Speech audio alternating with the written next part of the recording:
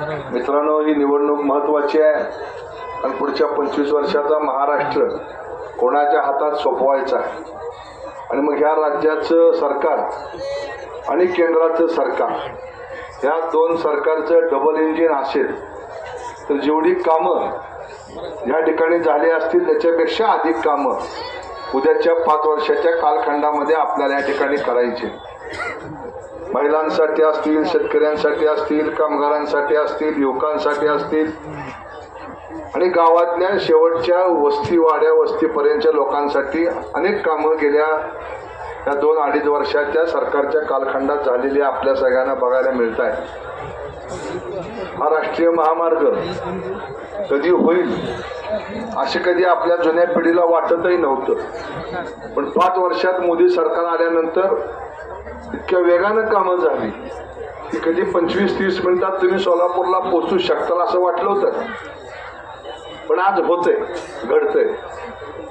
आज सांगोल्यावरनं कोल्हापूरला जायला पूर्वी आम्हाला 4 तास लागायचे, आता मिरज कधी निघून गेलं कळत पण नाही 1 तासाच्या अंतरामध्ये। नुसतं फिरण्याकरता नाही, मग आजारी पेशंट असतील किंवा दवाखान्यात न्यायचा असेल इतक्या वेगानं आपण जाऊ शकतो आणि हे करण्याकरता खंबीर नेतृत्व असण्याची गरज आहे। तसं नेतृत्व दिल्लीमध्ये मोदीजींचं आहे, तसंच नेतृत्व या राज्यामध्ये एकनाथ शिंदे साहेब, फडणवीस साहेब आणि अजितदादा हे 3 नेते महाराष्ट्राचं उद्याचं भविष्य आहे आणि या 3 नेत्यांच्या हातामध्ये हा राज्य आपल्याला सोपवायचं।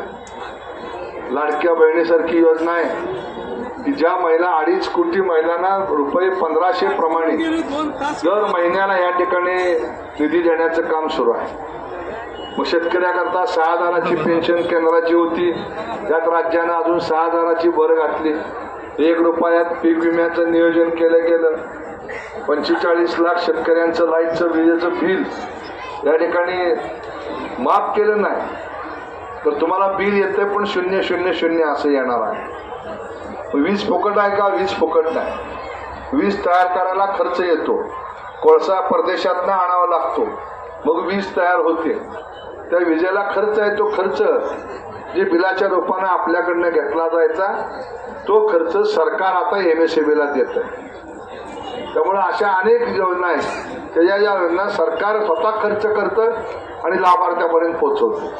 त्यामुळे अशा पद्धतीनं हे जे काम या देशामध्ये उभा राहिलेला आहे ते अजून वाढवायचं। सरकारचे जी शेतकऱ्याची पेन्शन आहे 12,000वरनं 15,000 करायची।